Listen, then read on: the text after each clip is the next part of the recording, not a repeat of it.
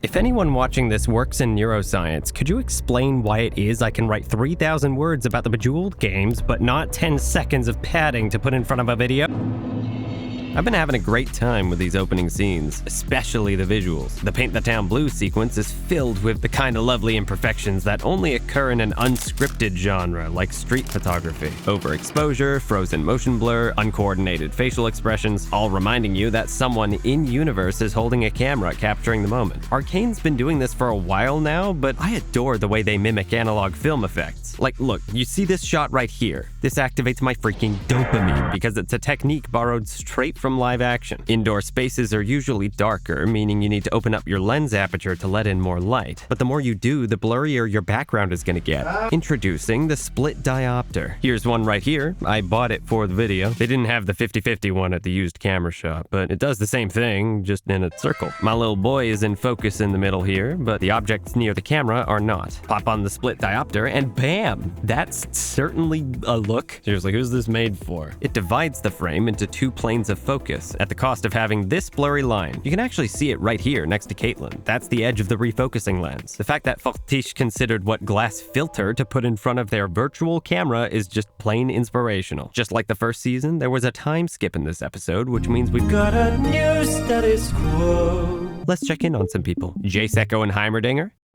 Yeah, they're still missing. It's good to see Lest again, but I'm starting to feel pretty bad for Sallow. It's implied that he's got chronic pain in his legs, and with the council unofficially disbanded, he doesn't really have anything to do besides reenact Wilfred Owen poems. Now people avert their gaze when I roll by. I paid attention in English class, I promise, but he's been given a quest to follow, so I get the feeling we'll be seeing him again very soon. Caitlin's in an interesting spot. Despite what the last episode would suggest, she seems to be a commander by name only. The Kiraman flag may be up, but the Noxians are the ones in control. I was also caught off guard by how passive she seems to be at this point, but I imagine all she needs is one thing to go severely wrong to go Terminator mode. Oh yeah, and Maddie is 100% rebound material. Sorry, Maddie. Looks like you have genuine affection for Caitlin, but the moment she's presented with an alternative, you're getting dropped like a Mario 64 penguin. I'm fascinated to learn more about Mbessa. She's the closest thing we have to a villain right now, but keeps having these microscopic bursts of sincerity. Although this episode doesn't give us much, she expresses frustration at the fact that Jace Talus was able to build this in a cave, but not much else that we don't already know. I do have a prediction of the week, though. No more vague blanket statements. I'm going all in on this one. With Jace trapped in the Miles Morales dimension, Jinx is the only one capable of harnessing the power of Hex Tech. Mbessa will discover this and realize that she needs Jinx alive. She swore to Caitlin that your mother will have justice. And going back on such a promise is likely to send Caitlin into a fit of angie. Mbessa can't afford her commander going rogue, so she's gonna preemptively arrest her in secret. After which point Vi, who until recently had been living a nomadic lifestyle in the outskirts of the city, rocking some aviators probably, breaks her free as an inversion of season 1. Not on purpose though, it'll be a coincidental side effect of a heist she conducts with Loris to grab some spare batteries for her power gloves. Caitlin's still mad, but circumstance forces them to adopt a buddy cop dynamic again. They relearn to appreciate each other's company. Vi buys Caitlin a cupcake from a local patisserie, Robert Whitey.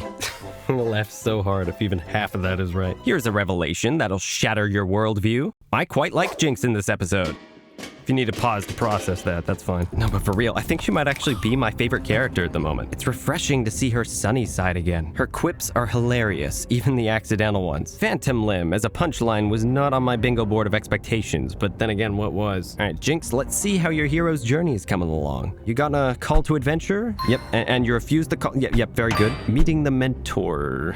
Wait, which graph are you using? Themes of imposter syndrome run pretty strong here. She's become a symbol of hope for Zahn, but Jinx doesn't want any of that. She's not the messiah, she's a very naughty girl. Her chat with Silco is a wonderful scene, and Ella Purnell kills it as usual. I'm a big fan of lengthy, unbroken camera angles like this, and a 75-second long character acting shot is no joke. I suspect the chair obstructing the screen was a way to divvy up the workload between animators, unless it was done by one person, in which case, hey, I hear wearing splints at night can help with carpal tunnel. It's also just nice to see Jinx all settled in with her found family. And despite her icy demeanor, even Savika's warming up to the idea of letting other people into her life. She also loses her arm again. That's the third time. Fourth, if you count this. She's just gonna gonna lose it, then I'm not gonna keep buying her nice things. Then there's Isha, the true star of the show. I appreciate how they're not retreading Vi and Powder's dynamic. She's a whole different beast. Certainly reckless, but exceedingly capable. And I'd expect no less from a little girl who had to survive in the lanes by herself. Yeah, Powder blew up a few buildings and did a little parkour and traumatized reaction YouTubers, but Isha went undetected while vandalizing and rigging a security checkpoint, single-handedly turned the color blue into a symbol of protest, and motivated an entire city population of opposing gangs and thugs to stand in solidarity against their oppressors. She's also adorable. Look at the way she painted the helmet. Oh my goodness. Now you listen here, Riot. If anything happens to this kid, I've got an attack dog of my own, and no, you're not the first corporate entity I've threatened with this. So yeah, when Jinx risks her life to break her out, I get it. Which transitions us nicely to Stillwater. I thought these cable cars were pretty cool. I was curious as to why I didn't remember them from season 1, so I went back and checked. Turns out they just weren't there before. You had to travel by boat, and that got me thinking. Not your strong suit. Yeah, thank you. Ever since Mbessa's takeover, incarcerations have been through the roof, so Stillwater Prison had to construct an entire cable car system just to handle the traffic.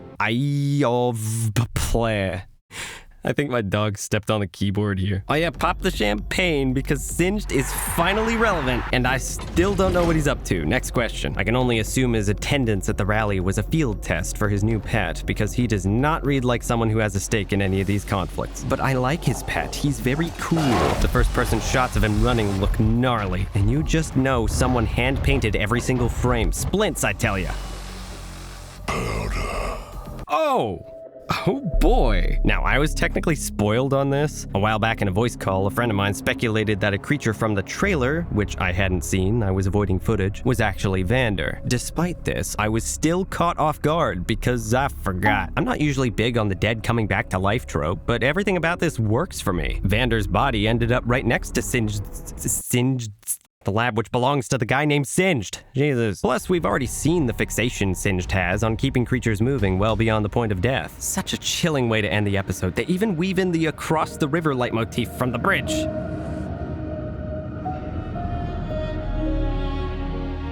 God, I love this show. Although, I want to talk a little bit about pacing because episode 4 made me do something I've never done for one of these videos before. Rewatch the episode. Yeah, I know, gotta call it second impressions now, but what do you want from me? They did the time warp again. On first viewing, I felt somewhat iffy about it, but the longer I sat with it, the more my appreciation grew. And on rewatch, I struggled to find anything that bothered me. This is the third time it's happened this season, and I think I finally figured out why. When dealing with faster-paced media, it's common for writers to simplify their storytelling elements so the audience can keep pace with it. Arcane Season 2 is a bit of an odd duck because it's structured and paced like an action film, but written like a drama, and never resorts to anything I'd call an info dump. The fact that something so fast has so much respect for the audience is something I deeply admire. I can't say I've seen anything quite like it before. That said, if someone only watched this season once without popping an Adderall beforehand, I wouldn't be surprised if they walked away feeling a bit lost. My first watch of episodes 3 and 4 felt like the show was running faster than my comprehension, powering through to the next scene while I was still processing the previous one. But on second viewing, the guesswork was gone, and I could more easily appreciate what was right in front of me. I had a similar experience with Across the Spider-Verse, another piece of media that I felt like I had to keep up with, but came around to loving on a revisit. To me, Arcane Season 2 is a show that rewards engagement beyond the first viewing, where the audience is invited to be an active participant in unraveling the story and themes. And I think that's pretty special, but here's the rub. I'm happy to rewatch and analyze because dissecting media is how I connect with it, but if someone doesn't click with Season 2 the first time around and aren't already a diehard fan, how likely would they be to give it another chance? I want to be clear in saying that this isn't a critique so much as a record of my experience, and barring some radical change in pacing, this is the last I'll say on the matter.